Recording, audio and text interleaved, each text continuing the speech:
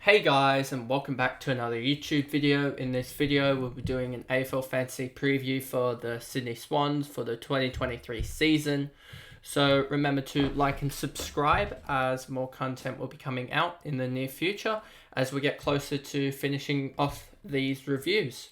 So now on to the team.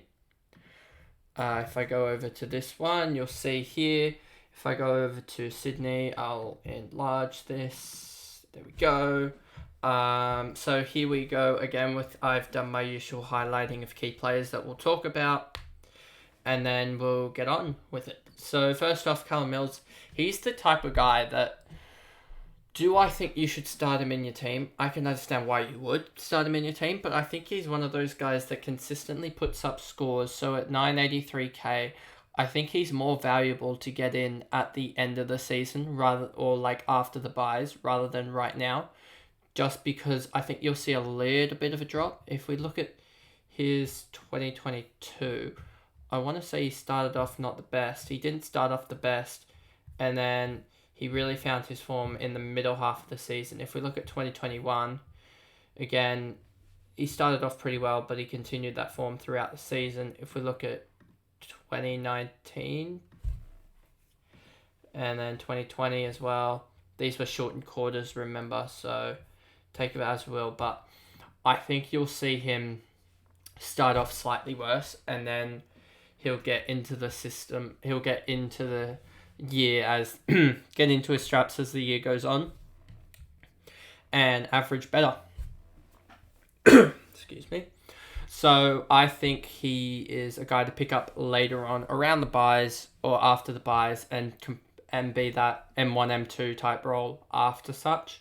I don't believe he's a guy that you can start with in your team at 983k, considering you have Oliver and others at around that price that I think have the ability to jump and score 120, whereas I don't think Mills has that ability to score 120 in the system that the Swans have. I think he'll be more of just that consistent 105, 110 scorer. Next up, Luke Parker. I think he just isn't that good this year just because he doesn't have that forward status. If he had that forward status, I think he'd be arguably the same as what Canelio was. He'd be roughly the same as Canelio, maybe a little bit worse, but he'd certainly be more popular than like Rosie and stuff, and Golden, as we'll get to. Just because he lost that forward status, I think he goes down quite a lot. 2022, 98, the year before 99, the year before that 98, 95, 98. He is ultra consistent, except for this year where he put up 110. So if you're looking for a guy, I think he does get forward status, probably, just because I think they'll be looking to bring in Warner, Golden, and many others into that midfield. So I think you'll see him get forward status, and I think if he does get forward status, he is the one to go for, and he'll just sit at potentially even F4 for the rest of the year, basically. He's that type of guy that's just going to consistently give you 100 a game. Next up, Lloyd. He is one that, honestly, I could see him being out of the Swans team by the end of the year, just because he isn't the best one-on-one defender because of his size. I believe he's like 5'8" or something.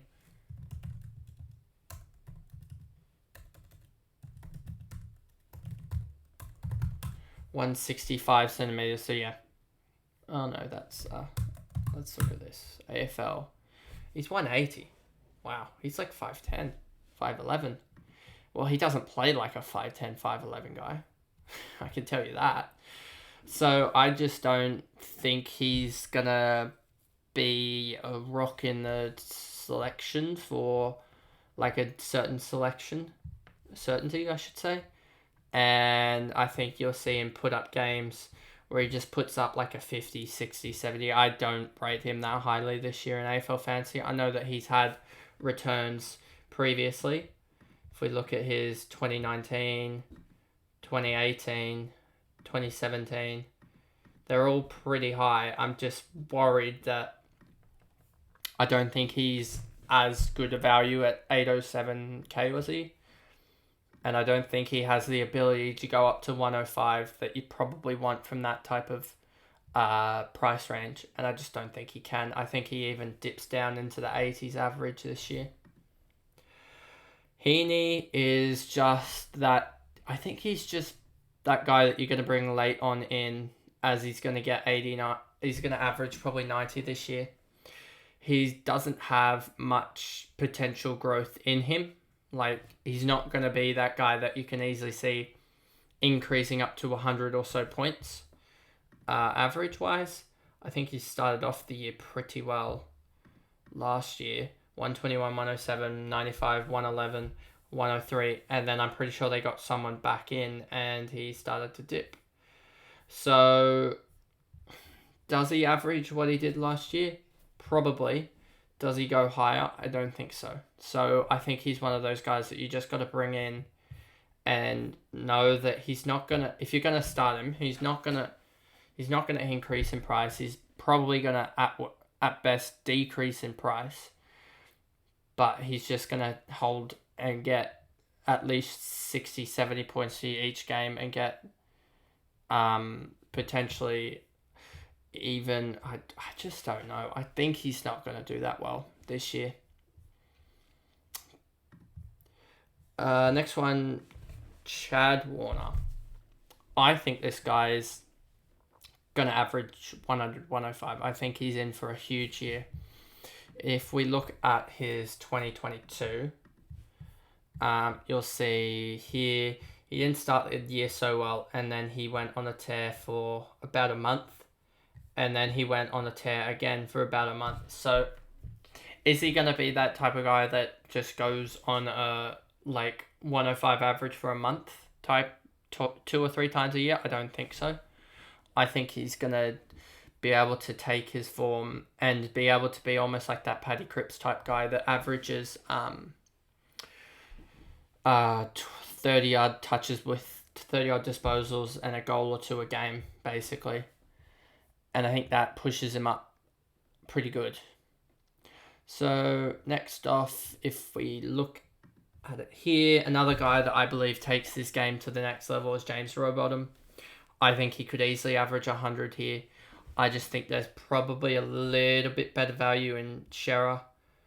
But if I wanted to, I could go down to Rowbottom and then have enough money here probably to do something with Constable or someone else. The problem is I don't see much. There's no real 500k defenders to get to, so it'd be almost like wasting cash.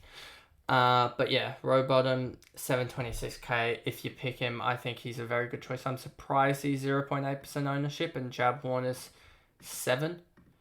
I think Rowbottom has almost the better game for AFL Fantasy than Warner, just because he's a lot less taggable than Warner. I think if you were to Warner's going to be a one that cops a tag, whereas I think Rowbottom will never really cop a tag, just because he's the type of guy like Mills. I think he's almost like the Mills 2.0 in that he'll get a lot of his points through tackles, and he'll also, I think he has the capability now of being able to rack up big disposal numbers. I think if he can average 25 disposals a game, or not even 25, even just like 22, 23, with the 8 or so tackles that he's going to get, that's already like 80 odd points right there. Then you add in the marks, which is at least probably 3 or 4 a game. You're getting towards that 90, and then you get like a goal or so a game, and that's where he gets up to that 100 or so mark. So I think he's the type of guy that can go big. I don't think he'll have those 52, 53 games again. As you see in this stretch here, he did really well. So he's one that I want to see over preseason, whether he gets that full role inside mid, or whether he's, and how they jig that midfield, I guess, with the likes of, you have Warner, Mills, Rowbottom, Parker, to basically take up those positions. So we'll see who gets the main, I guess, CBAs will be a good indication in the preseason. Robbie Fox, no. Blakey's injured, so no. Blakey injury might, I'll go down to it in a second, impact Campbell. I think he's the one to come in if he isn't available round 1, if Blakey isn't available. So you have Sam Reid, Franklin, no. Papley, apparently I've heard some things about him spending a little bit time in the midfield, but I just think it will be like to add some difference in the midfield once or twice a game. It won't be it'll be sort of like a Keziah Pickett type role. McInerney, I mean, I think he has a bounce back year, but I don't think it's enough to be able to be picked. I think he probably averages 80 or so, but I don't think that's enough, obviously, at his price range and him being a midfielder, especially because I think he'll be playing almost with the emergence of Gould this year, or the last year, I think McInerney goes back to that half-back role. So I don't think he is the dramatic riser. Ollie Florent,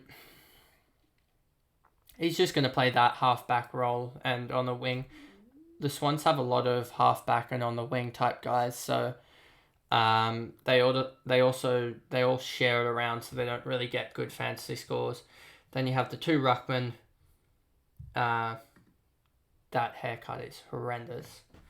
There's no one else here really. Dylan Stephens, another winger, halfback. He's sort of more of a golden type player that he'll play. I think he'll play more of the winger, half forward type role.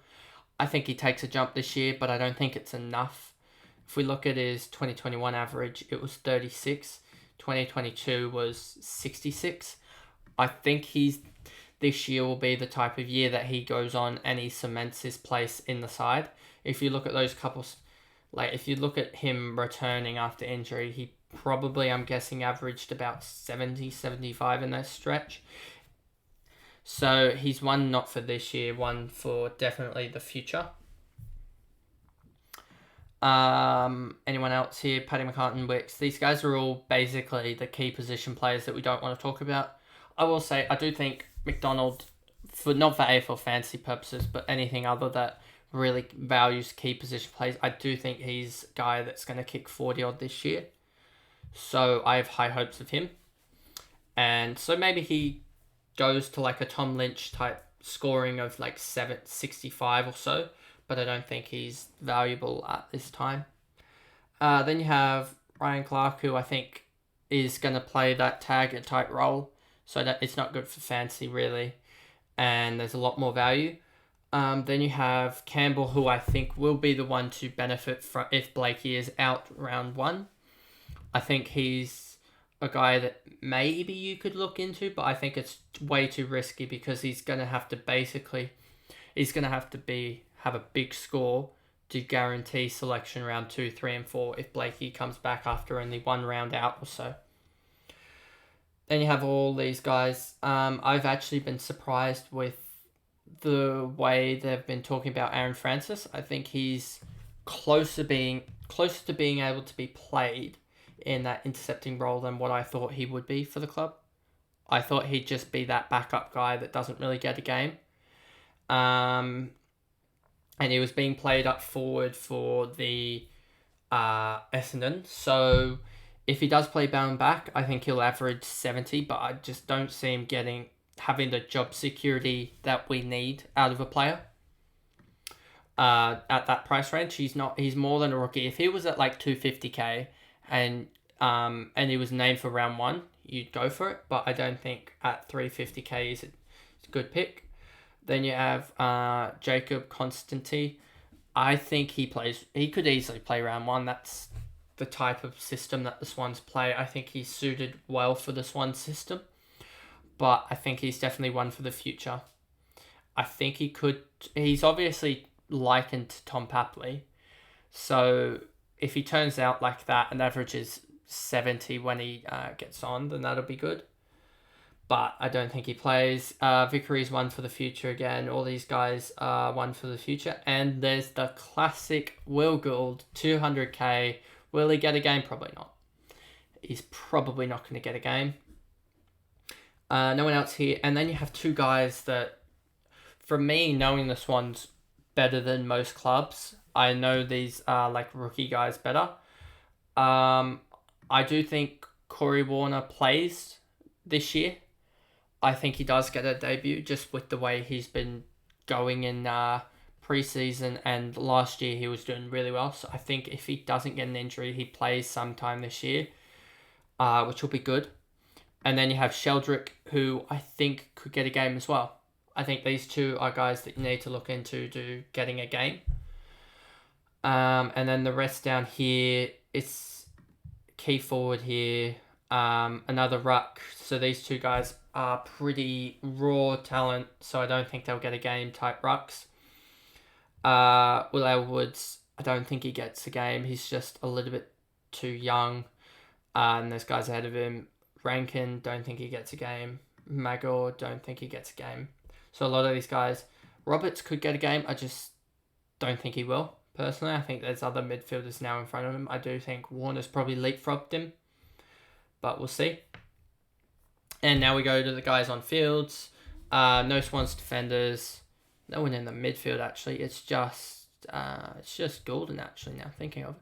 Goulden, I think this guy's on. I think, well, given my analysis of the Swans, it looks like there's going to be like 6 or 7 guys hitting 100. But it's just, I think Goulden's that one that I'm more sure about getting to the ton. So he's selected it. I have gone pretty deep on my forward line. Just because I don't think there's much value in the 600k range, the mid prices, I guess, in the forward line compared to the back line. So he's a guy that I think could easily step it up, and I think showed in the latter half of the year, if I look at his averages, last 595 average, that he has the ability to step it up, and I think he'll be given a better role this year. If you look at these, he looked pretty bad up until about the bye, but after a couple games after the bye, especially his last 5 and 7, he looked pretty good. So that's the reason why I think he's the pick. And I think he's the pick because he has a very, very high ceiling. And if he can get his disposals up more towards, instead of that like 13 to 15 range, if he can get him up to that 20 range, he has the ability to go 100 quite easily. Compared to and you're not really gonna tag him as much as you're gonna tag the likes of Warner. So if I go back here and go to this screen, that's my review of the Sydney Swans AFL Fantasy Preview for 2023 and my thoughts as both AFL Fantasy player and a Swans fan. There's probably a little bit of bias in there, so remember that. But if you want to see other videos on the channel, remember to like and subscribe.